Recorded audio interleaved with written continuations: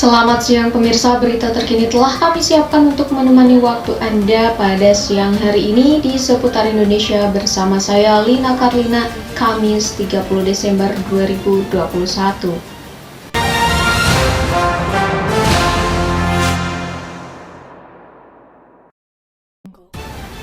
Baik pemirsa, kita beralih ke informasi pertama. Satuan Tugas COVID-19 Indonesia menyatakan bahwa WHO menargetkan COVID-19 selesai di tahun 2022. Juru bicara pemerintah untuk penanganan COVID-19, Wiku Adhisa Smito mengatakan, perjuangan melawan COVID-19 disikapi sebagai perjuangan global. Apalagi Badan Kesehatan Dunia atau WHO menargetkan agar pandemi COVID-19 dapat selesai di 2022 mendatang. Wiku mengatakan, salah satu cara utama mengakhiri pandemi adalah dengan memastikan vaksinasi diterima merata oleh seluruh negara di dunia. Dengan target 70% populasi di dunia telah menerima vaksin COVID-19 di pertengahan 2022. Namun begitu, vaksinasi ini masih menghadapi tantangan tersendiri karena di tahun ini nasionalisme vaksin masih ada dan menyebabkan distribusi vaksin tidak berkeadilan. Terkait hal ini, Indonesia sendiri berharap bahwa tantangan ini dapat diatasi dengan cepat dan tanggap, utamanya oleh negara-negara maju yang memiliki akses serta sumber daya vaksinasi yang jauh lebih memadai.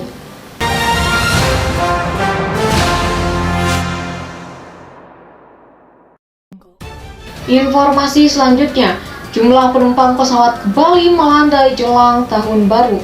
Jumlah penumpang pesawat di terminal kedatangan Bandara I Gusti Ngurah Rai menurun mendekati perayaan tahun baru 2022.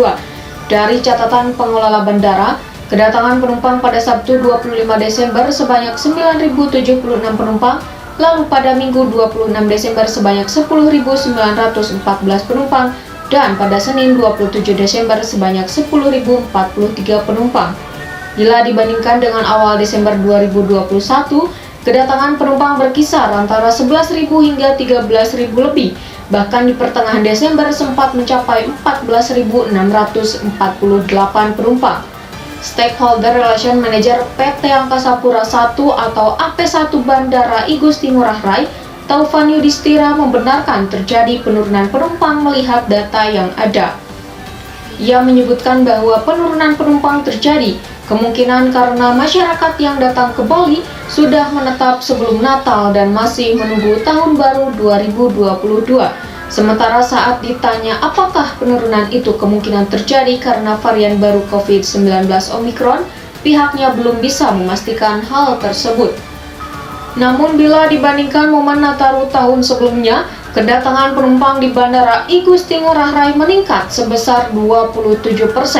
Kendati demikian, ia menyebutkan untuk puncak kedatangan penumpang akan terjadi pada hari ini dan esok saat tahun baru dan perkiraan mencapai 12.000 dan 13.000 per hari. Adapun penumpang yang datang di Bandara I Gusti Ngurah Rai masih didominasi oleh warga Jakarta, Surabaya, dan Makassar.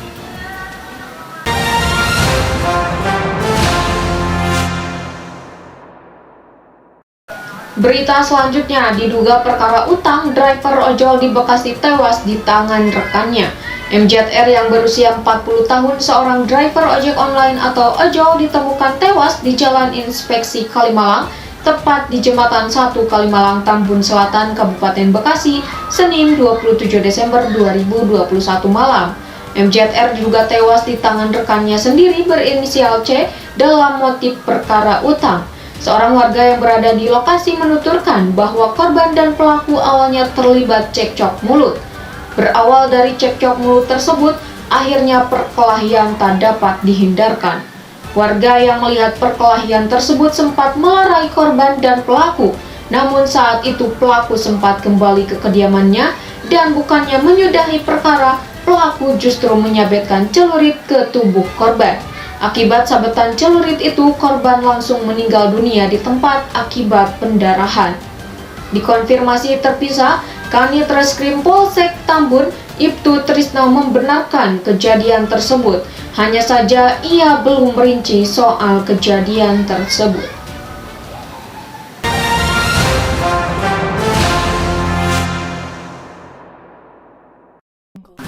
Berita selanjutnya datang dari dunia ekonomi. Ekspor tanaman hias Indonesia kian indah, naik 69,7%.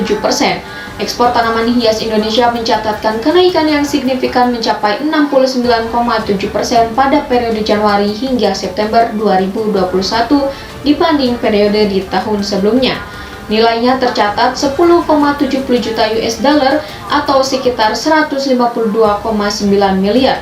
Kepala Divisi Lembaga Pembiayaan Ekspor Indonesia atau LPI Indonesia Exim Bank Institute, Rini Satriani mengatakan kinerja ekspor tanaman hias Indonesia di tahun 2020 sempat mengalami penurunan.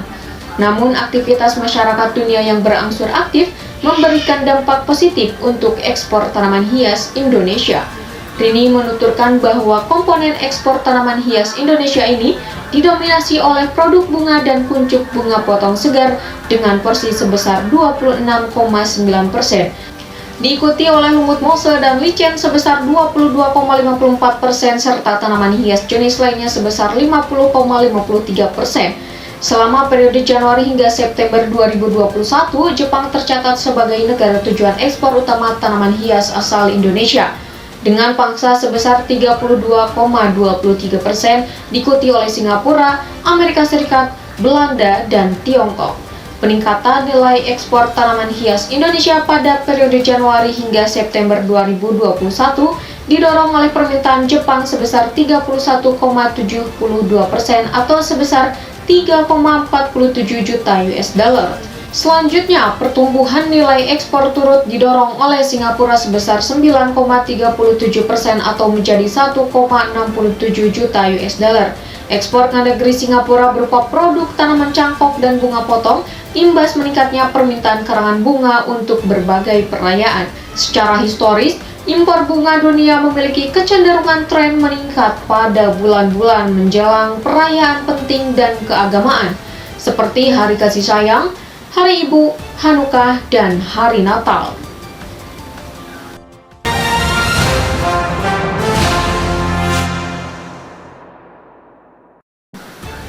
Baik pemirsa, informasi tadi sekaligus menjadi penutup kebersamaan kita dalam seputar Indonesia Siang.